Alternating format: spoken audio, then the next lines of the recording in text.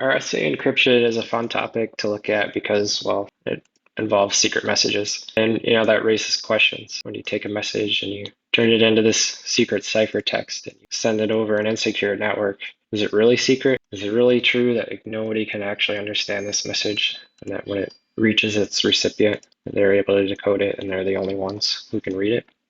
When I was a kid, I used to do this fun encoding scheme where you would take your message and you'd have some, shift of the alphabet, say 13, and you would take each letter, so it's like A, you would rotate it by 13 to get N, and so on. And that would be your secret ciphertext. You'd give it to your friend, and they would rotate the other way, and they'd get back the message. And that was the Caesar cipher. And so this is just like a toy example of symmetric encryption, where you have like a quote key, which is just some number that parameterizes the function, and then the function produces a ciphertext. And in this case, it's really trivial to go from the message or from the ciphertext to the message. So a good symmetric encryption algorithm will make it nearly impossible, if not impossible, to practically go from the ciphertext to the message. And if you have a good function, you still have to deal with some issues. So you have to distribute the keys. The sender and receiver are going to use the same key, and they have to exchange it. And the more people that become involved, the more people who know the key.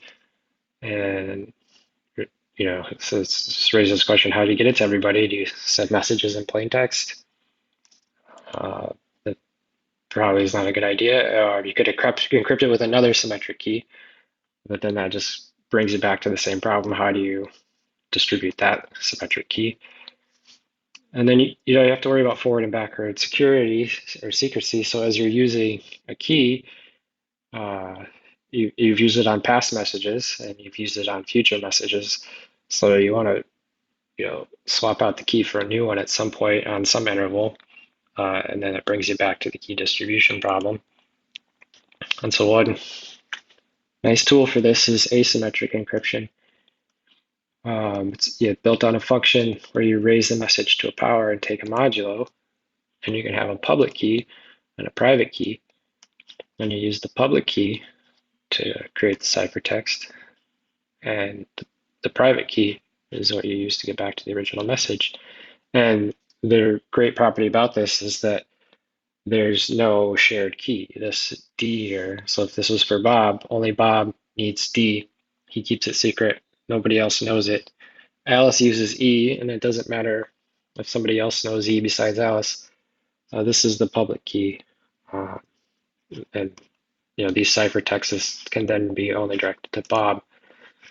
So what is mod in? So this is the modulo of some number. So if it's 2100 hours, mod 12 on a clock, that's going to be 9 p.m. Or if it's 9 p.m. and you say you went to bed 4 hours later, you're going to wrap around and that's actually 1 a.m. And this is the modular equivalence relation. It's often parameterized to the side with the modulo. This just says that 13 is congruent to 1. And with negative numbers, if it's midnight and you say you went to bed 3 hours ago, that's 9 p.m. And these have the form then that a given number A is congruent to A plus some multiple of the modulo. And so if you have like a particular number like 9 and mod 12, this is a set of numbers that are all 12 apart from 9. And that's generally written in this form.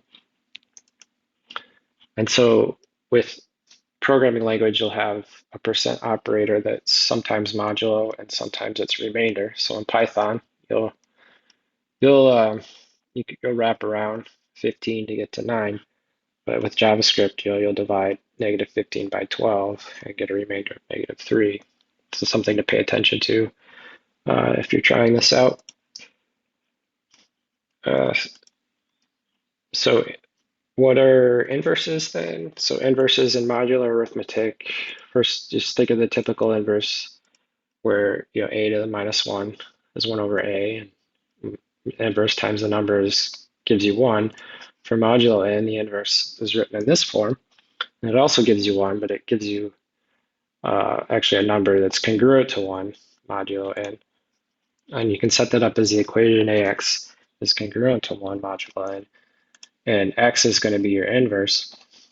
And you can look at, possible products in the modulo of a and x. So if we look at 12, if you have the row is a and the column is x, you have 5 times 5 is 25.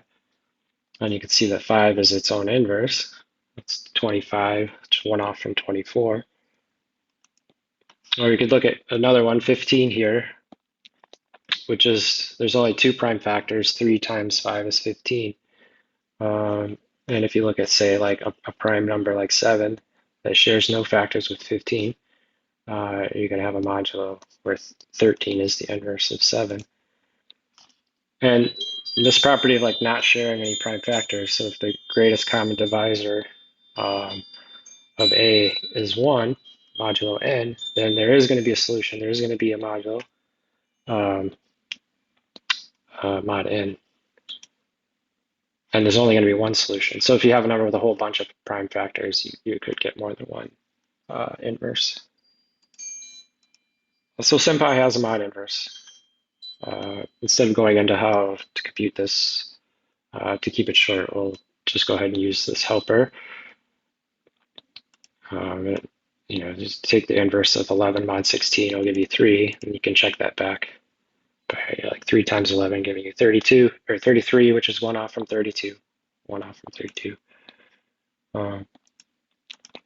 And so these, this encryption decryption then is like these operations are inverses of one another. And so how do we parameterize those so that we get this inverse behavior? And we can kind of rewrite what's happening when we encrypt a message and then decrypt a message to get back the original message. Rewriting it, what we're actually doing is we're raising the message to the power of the public key and then to the power of the private key, and getting back the message modulo n. And so we want to pick E and D, such as if you know E, you can't guess D. So there's trivial solutions for this, but how do we set this up so we can have a public and private key where we can't guess the private key if we know the public key?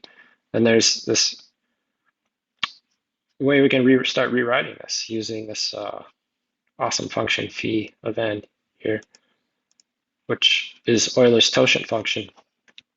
And what it returns is the number of integers less than n that are co-prime with n. So p here are the prime factors of n. And if n is just the product of 2 primes, then it simplifies to this form. And so the reason we can just sort of tack this on the end there is that any number to the phi of n modulo n by Euler's theorem is actually just 1 modulo n. It's the case where if we have 2 primes and they're co-prime with a message, it'll give you back 1. And so we take a look at that. We can start, we can do a prime number like 15, and we can take phi of n and get 8, and then we can look at some of the different messages raised to the phi of n. So and then we take the modulo 15, and we can see for the ones that are 1 here, they're numbers that are co-prime with 15, so they don't share any factors with 15. 2 times 2 is not overlapping with 3 times 5. And in cases where they do, we can see if we take the modulo by one of the overlapping factors, we're always going to end up with 0 or 1. And this could be it can be used in the proofs then to sort of show that this property holds, Euler's theorem. This property holds where we could this will actually be 1, whether even if n and m are co-prime. And so how do we pick these parameters E and D? Well, we can start rewriting this concurrence and see that E and D is actually going to be 1 plus phi or phi of n. And 1 plus, phi of n looks a lot like an inverse. And so if the insight here then is that if we set D to the inverse of E modulo phi of n, that's going to give us just 1 plus some multiple of phi of n mod phi of n. And so plugging that back in, we can just start rewriting this here and see how we get back just to the message itself. So stepping back then, to choose E, D, and N, we wanted to choose 2 large primes for P and Q. Calculate phi of n. Choose a small prime for E. Has to be co-prime with phi of n, because we want to make sure that it actually has an inverse. We set D to that value. We can use SymPy to help calculate it. And to give an example here, we'll use 319 for n. We'll pick 3 as the small prime. We'll calculate phi. We'll calculate D. And we'll use our toy symmetric key 13. And then we'll use the public key to encrypt it to get a ciphertext 283. We'll use the private key to decrypt it. And then we get back 13. And so this asymmetric encryption is useful for key exchange. And so why is it actually secure? It's because to compute phi of n, you have to get the prime factors of n. And it looks kind of trivial in this case, but for very large numbers, and if the primes are sufficiently far apart, it still takes astronomical time with some of the best algorithms today to get the factors of n. And so it's just infeasible to figure out what D is. And so another application is signing of messages. So if you have a very large message, you can take a hash of it to get a smaller sort of deterministic number that has a low probability of colliding, low probability of 2 messages giving the same number. And if Bob has this private key, he can actually encrypt the hash to get a ciphertext, and that ciphertext is a signature. So when you hear the words, you receive a signature, it's actually a ciphertext that you can decrypt. And decrypting it means just verifying that the message has the hash, and you get back that hash when you decrypt the ciphertext. And so yeah, that was some of the math behind RSA, and thanks.